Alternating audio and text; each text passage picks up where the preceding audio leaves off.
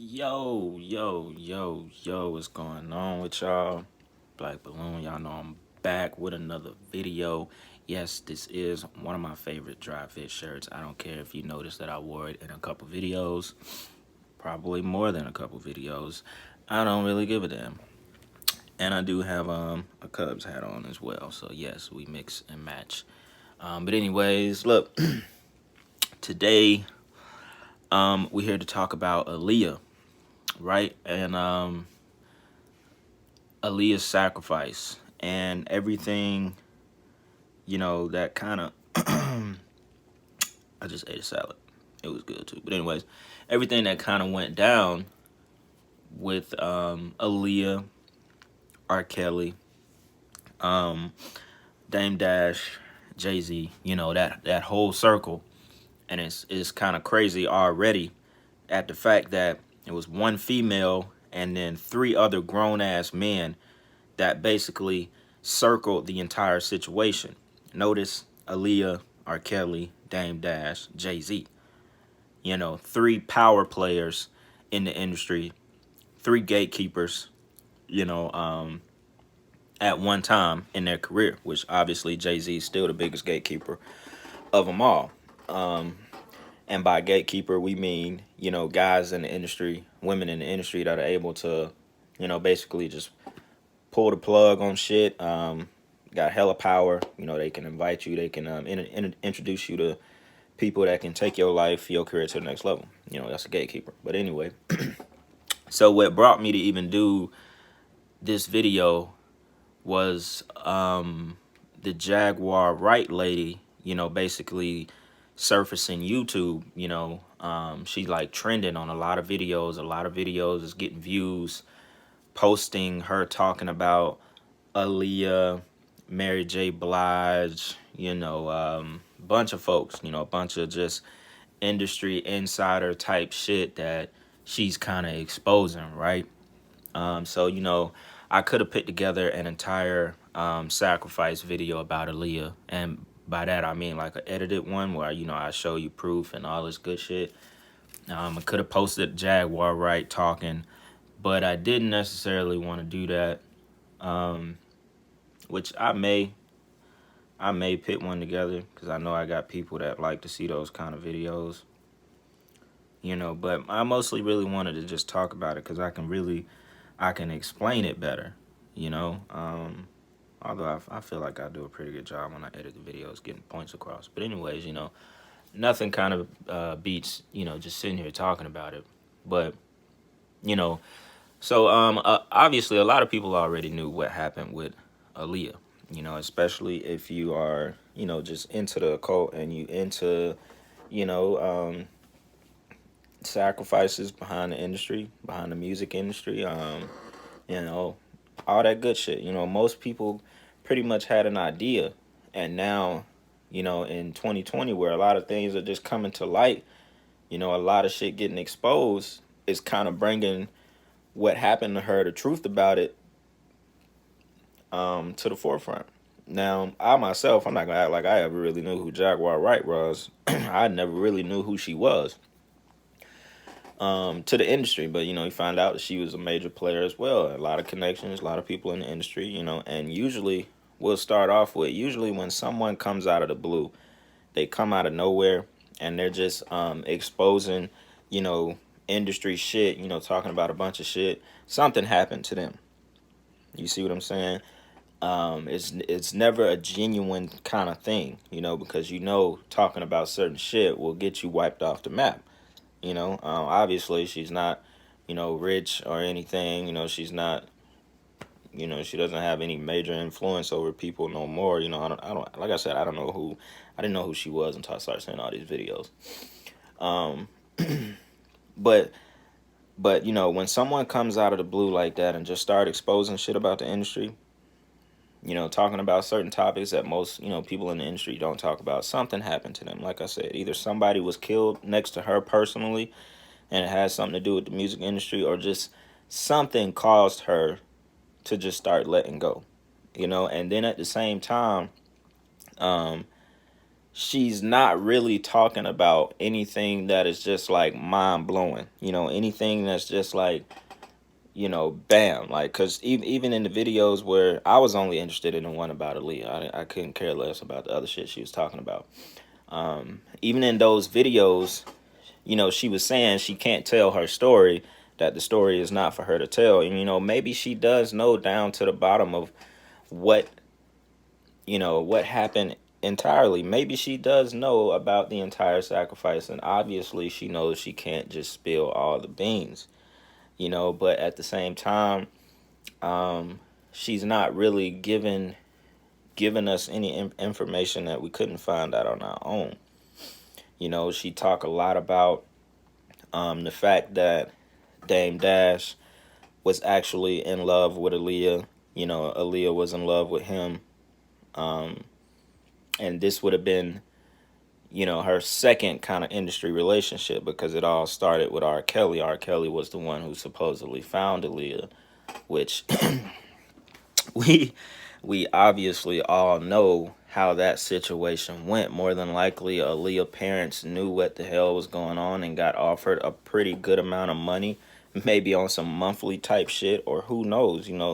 Basically the parents sold Aaliyah to the industry, because obviously at 13 and 14 years old, which she was when she was singing "Age Ain't Nothing But a Number," throwing down ain't nothing but a thing. You know what I'm saying? She was 14 years old. This loving I have for you, it'll never change. That shit was hard. I mean, to this day, that shit is hard. But when you think about it, she was 14 years old, bro. And R. Kelly wrote that song about her, basically. He didn't write that song, for thinking about another woman. Like this industry sicko pedophile shit, basically. Y'all know he was fucking nasty. We don't have to talk about R. Kelly and all the things that he's done. Enough has came to the light. But a lot of people didn't know she was 14 when she was singing that song. And that shit is just, that's blatant as come on. You know what I'm saying? Why would you write a song like that for a 14-year-old to sing? Obviously, Aaliyah kind of at 14, she gave off a look of being, 18 to damn 20, and she had this kind of like, her style was like kind of just, she looked, really like street almost. You know what I'm saying? For like a young lady, when they throw them black shades on her, put her in some plaid shirts and some baggy jeans, she looked like, she was from the hood or whatever, you know what I'm saying? So she had that image, like she fit, that image well, you know what I'm saying? But at the end of the day, what grown ass man, has an entire like fucking illegal marriage with an underage girl? And at 14 years old, you getting her to sing songs that you writing about, that's coming from a grown ass man's mind, that's completely fucking perverted, one nasty motherfucker, you know what I'm saying? Like, age ain't nothing but a number, throwing down ain't nothing but a thing. This loving I have for you, it'll never change. Like, what the fuck? She 14 years old. Why are you getting her to sing that shit? You know what I'm saying? I never, when I even found that out, because when she was died, obviously I was a little kid. We all was little kids. Some of y'all probably was barely even born. You know what I'm saying? But when most people found that shit out, we were shocked. We were shocked. And, even that whole little situation, man. That whole situation is like old interviews of, when they was wearing like the same outfit. I think it's surfacing on YouTube right now. They was wearing the same outfit in some interview, and it was just kind of weird. It was weird. I think at that time she might have been 16. You know what I'm saying? She may have been a few years older than when R. Kelly first found her, but they had on the same outfit. And it was something you could just tell that, they've been having sex for a long time now. You know what I'm saying? And to start it all off, she was basically sold to the industry by her parents, because at that young of an age, no matter who you are, you got to get permission from the parents. the label, blah, blah, blah. They have to, the parents are going to be heavily involved in what's going on because the child is 14. She's a teenager still. So that gives you a little bit of the dark, the dark side of what parents and shit will do so they can become rich and, whatever else. Now, getting on into the sort of triangle of R. Kelly, Jay-Z, Dame Dash, and the dealings with Aaliyah, then it kind of takes a different turn. Obviously, whatever she had with R. Kelly was over.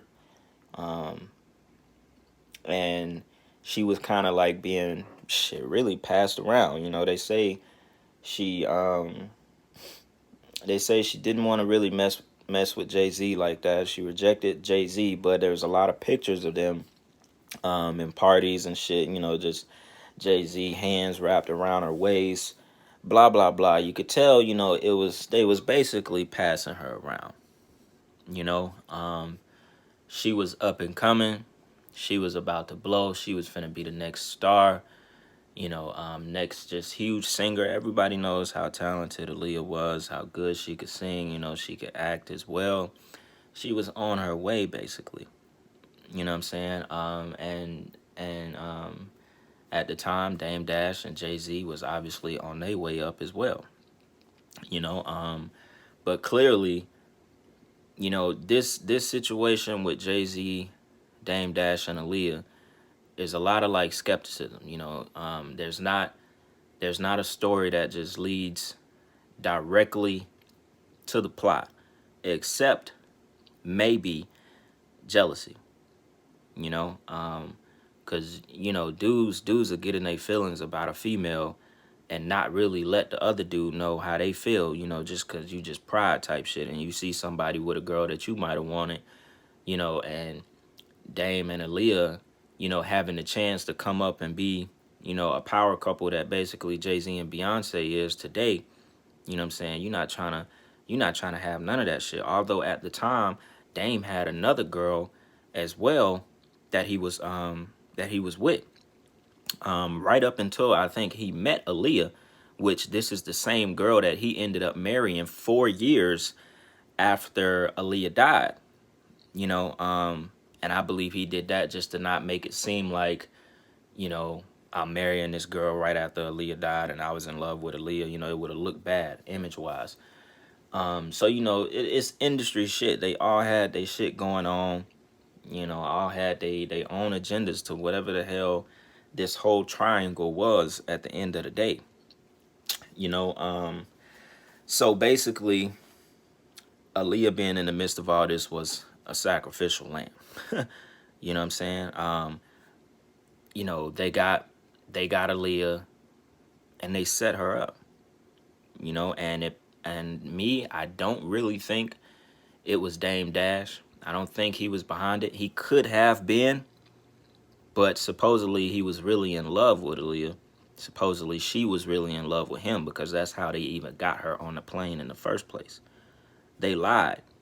So somebody made up a story about Dame Dash being in some kind of accident that was really bad and he was on his deathbed, and they got Aaliyah to actually get on the plane when she wasn't even scheduled to get on the plane. I believe she might have been out there shooting the video. I think it was the Rock the Boat video. I'm not sure which video it was. I could be wrong. I might have to fact check me. I might have to do that myself. And even that Rock the Boat video was straight up witchcraft. That Rock the Boat video was about invoking spirits to take over Aaliyah's body. That's all that shit was about. It was basically a double language kind of video. Like double entendres and rap and shit, where something has a double meaning, where the song was obviously, it was commercialized. It went radio. It went so big because at the front of it, it was about basically sex and, sex. It was mostly just about sex, at the front of it, but that's why the video was so commercialized, because it was double language. It had a double meaning to it. It wasn't truly about rocking the boat work the middle. It wasn't about that. It was about it was witchcraft. It was a ritual. It was really, and that's why they did it in the water, the marine kingdom, marine spirits. These are spirits that are invoking her body and invoking her to do certain things. Even within that video, she was doing one eye symbolism and throwing up the devil horns. Spirits invoke you to do that shit. It's just, it is what it is. Without you really even knowing, that's what they do. You know what I'm saying? And if you don't know much about the marine kingdom and spirits and things that go on in this everyday world, and especially it has a lot to do with women. The marine kingdom spirits and shit, the siren spirits, they enter through women. They don't really enter through men. But that's an entirely different topic. Kind of got off track with that. But anyway, so going back to the setup of how they got Aaliyah on the plane, we got to think. You got to be smart. They set a plane. What was I saying? Oh yeah, how they set her up to even get on the plane. You know, somebody called her and lied about Dame Dash basically being on his deathbed. Dame Dash even admitted that he didn't have his assistant make the call, nor was he even in Miami at the time, because that's where they was trying to get her to fly to, Miami. But it was all a ploy just to get her on the plane so they could complete the sacrifice. Now, why did they choose the sacrifice? Aaliyah, at the end of the day, you got to look at who rose to the top after that sacrifice. Who career, basically went to the next level. And that would be, obviously, Jay-Z and Beyonce. That lets you know that Jay-Z was was the one really behind the sacrifice, excuse me. Dame Dash was really blackballed mostly after all that shit happened. You know, after that situation with him, Aaliyah, Jay-Z, and then after Dame Dash sold Jay-Z Rockaware for like 30 million, and Jay-Z turned around, flipped the shit for like 200 million on some backstabbing type shit. Who really knows what happened in between the works of those deals or whatever? He was completely blackballed, basically. You know what I'm saying? And that's really all because Dame Dash was trying to start an independent distribution kind of label behind the industry. Basically, they were trying to get their own distribution so they could get all their money behind the industry. So that's mostly why Dame Dash was blackballed, and obviously because of the dealings that him and Jay-Z had going on to start all of this shit in the first place. So, like they always say, you got to follow the money. When someone gets sacrificed, who goes up the most afterwards? And clearly we have Jay-Z and Beyonce, because I don't give a damn what none of y'all say. Beyonce wouldn't be who she is today if Aaliyah didn't die. They both would be around the same age right now.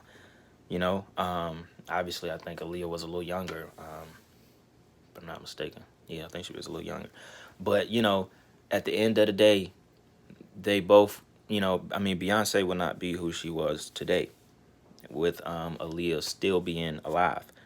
So it was like, all right, Jay-Z basically said, if I can't have her, no one has her. And then so we're going to set her up for a sacrifice, and we're going to gain what we're going to gain from it. And now that turned him and Beyonce into the power couple that they are today. Because you got to really think about it like that. Aaliyah was already on another level. Acting, all kinds of, damn, I got some on my lip. Acting, all kind of shit.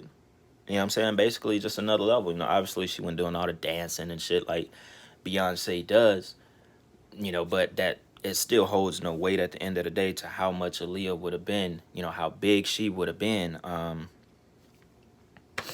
had she still been alive.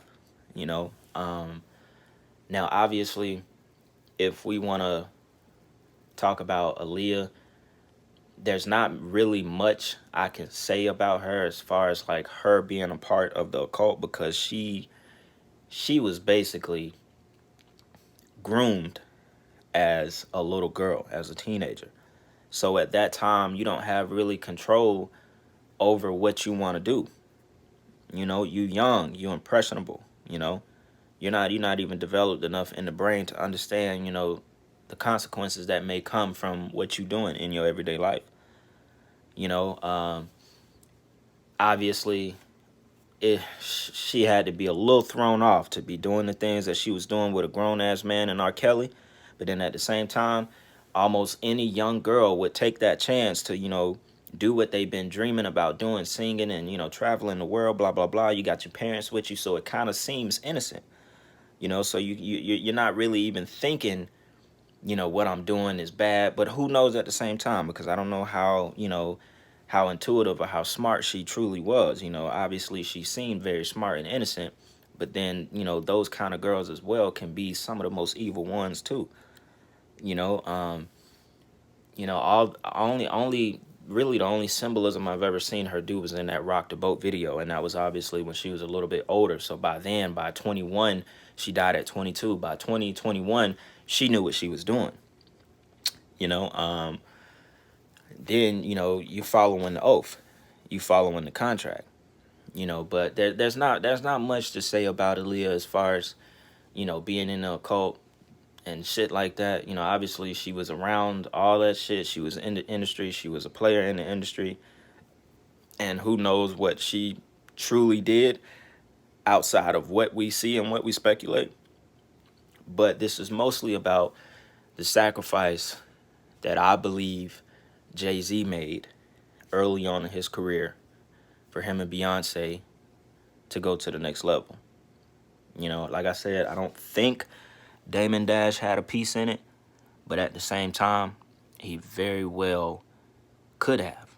And this is an iffy topic. That's why I said there's a lot of twisted stories around all this shit. They say the luggage on the plane was too much, too heavy. Engine failure, possibly. They said the pilot just a few weeks before that was tested positive for doing cocaine and wasn't even sure if he was supposed to even be flying the plane, which is some bullshit. You know what I'm saying? They always come up with these kind of stories, to kind of make this shit seem like it was something natural that happened, because obviously on these sacrifices, you have the media, you have to have, these stories that make it seem like this was genuine. You see what I'm saying? But when the hell do you hear about someone's plane going down from too much luggage being on the plane? From one person, like, all right, now you maybe get too much luggage from like a lot of people, but from one person, it just doesn't even make sense. You'd have to be a fool to believe that she died from the damn plane having too much luggage on it. Why would you even get on it in the first place? Ain't nobody on there to tell you that this is too much. You see what I'm saying? Like, at this point, if you're going to believe that shit, then shit, I don't know what to tell you, because that shit is clearly false. It's wrong.